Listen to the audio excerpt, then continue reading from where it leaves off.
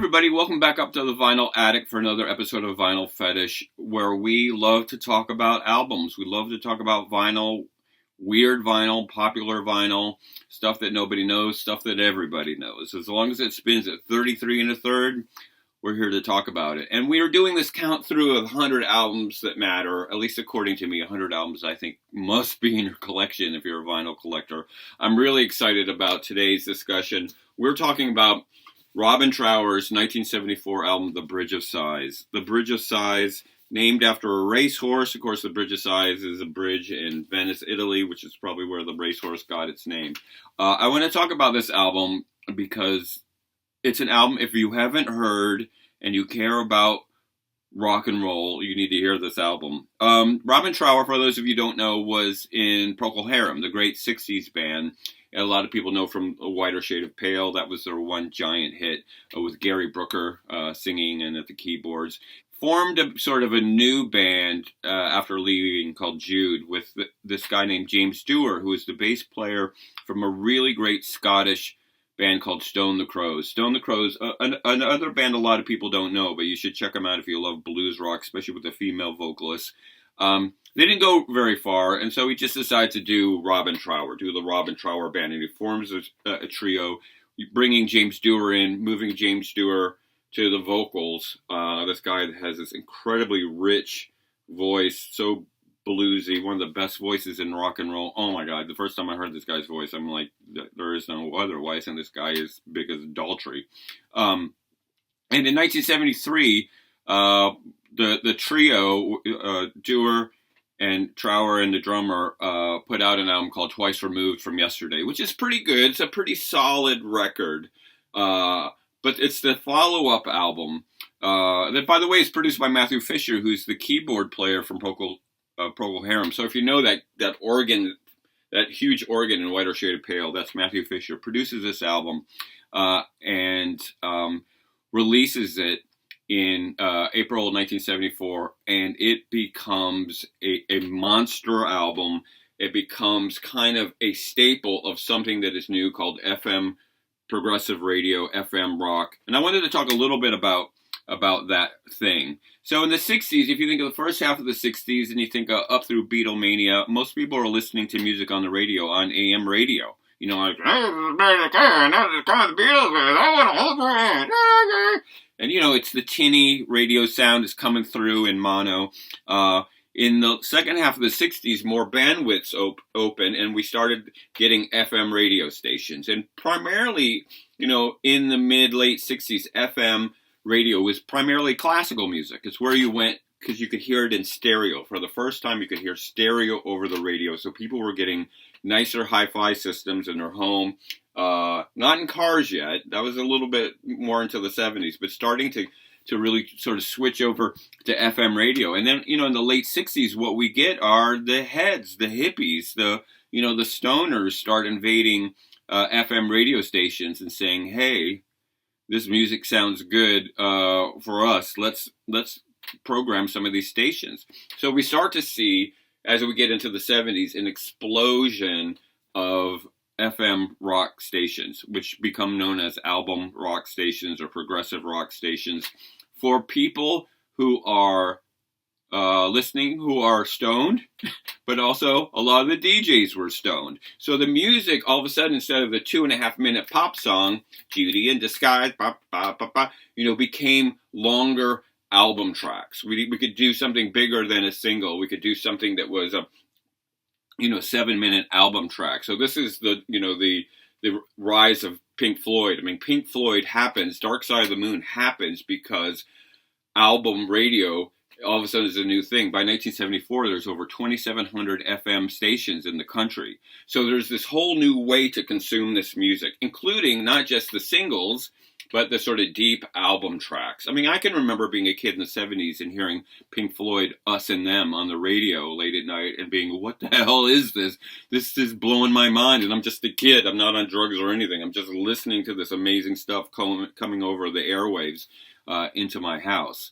So there was this shift of longer, more expansive music. And the Robin Trower album hit right at the right, just like Dark Side of the Moon, it hit right at the right time as this thing was happening. So the songs on this album, like Two Rolling Stone and Day of the Eagle and a little bit of Sympathy, became staples on FM rock. You would hear this thing, and one of the great things about this moment for Trower is Hendrix had died in '71.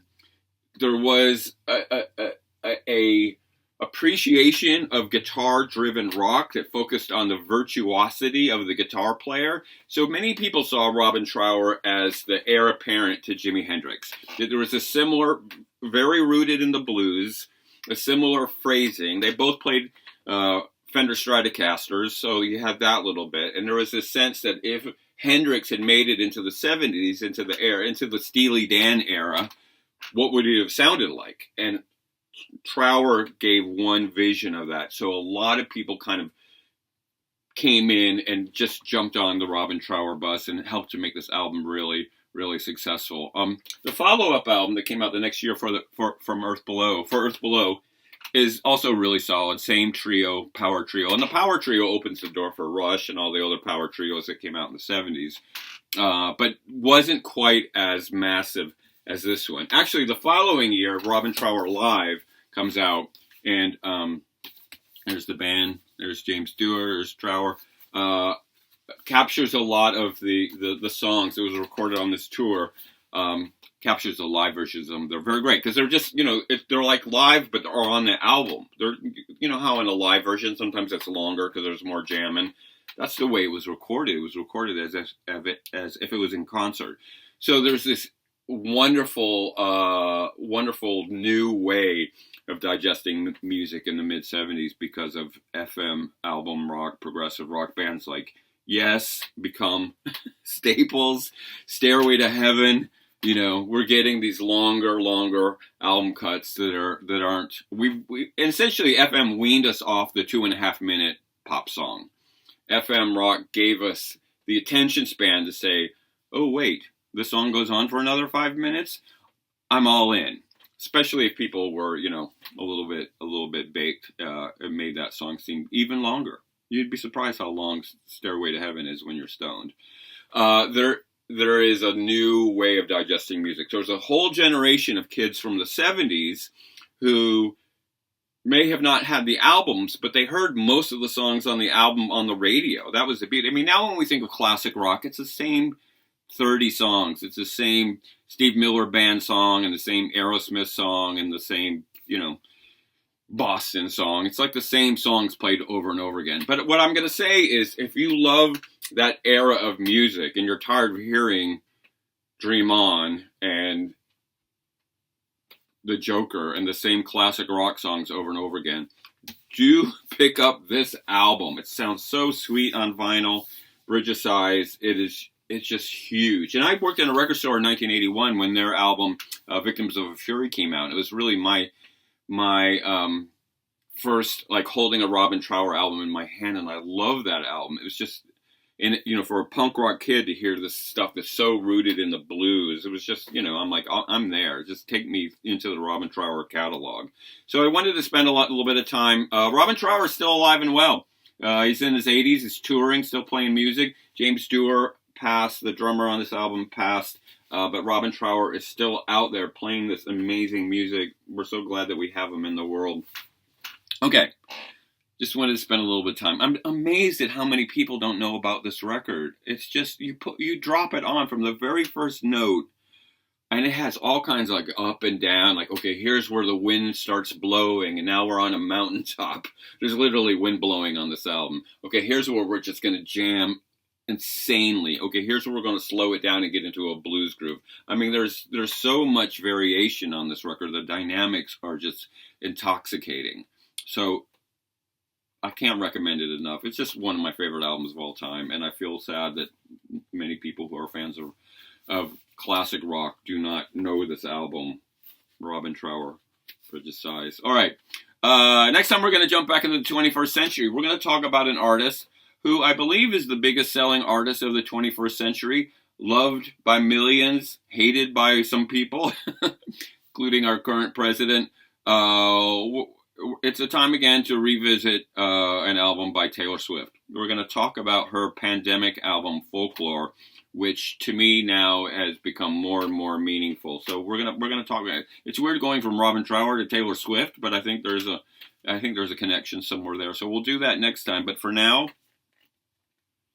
this album matters. This album is progressive radio in the mid-1970s. This album is the sound of Hendrix moving forward through time. This album is everything you want from a classic rock record. Bridge of Sighs, Robin Trower matters. This music matters. You matter. So let's talk about it.